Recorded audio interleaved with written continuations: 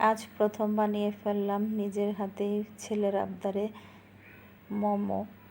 আগে কখনো আমি বানাইনি, আজকে সাহস করে ট্রাই করলাম। ময়দা নিয়ে নিলাম, ময়দার সাথে একটু লবণ, হালকা কুসুম গরম পানি, আর সাথে দিলাম সয়াবিন তেল।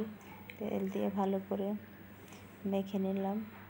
মেখে এটা রেস্টে রেখে দিলাম কিছুক্ষণ। এরপরে বানালাম সস, টমেটো, হালকা একটু তেঁতুল দিয়ে আর একটু চিনি দিয়ে ভালো করে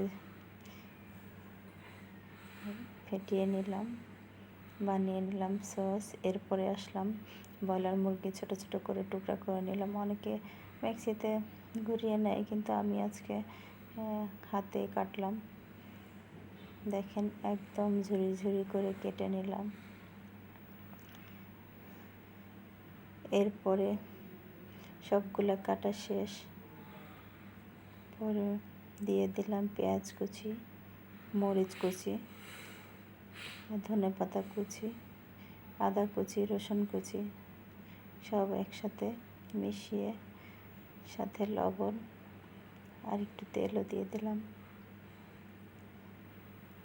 ভালো করে মিশিয়ে নিলাম। এবার সাথে একটু সস অ্যাড করলাম।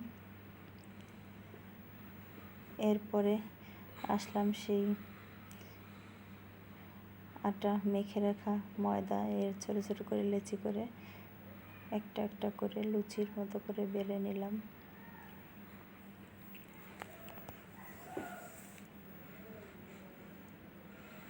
এরপরে দিয়ে দিলাম মাখানো সেই মাংসের টুকরাগুলো, কুচি করে মাংস। এরপরে আস্তে আস্তে দেখেন বানিয়ে নিচ্ছি, যেহেতু প্রথম একটু এলোমেলো হতেই পারে, তবে অনেক সুন্দরই হয়েছিল প্রথমবার সেই তুলনায়। একটা একটা সব করে সবগুলো বানিয়ে ফেললাম। এরপরে বয়েলের জন্য বসিয়ে দিলাম। দেখেন অনেকে মাংসগুলো ভেজে কষিয়ে তারপরে এভাবে বানায়, ফ্রাই মোমো অথবা এরকম বয়েল করে মোমো, কিন্তু আমি আজকে ওভাবেই রান্না করলাম। আরেকদিন ভেজে আপনাদেরকে করে দেখাবো। দেখেন একদম রেডি হয়ে গেল মোমো।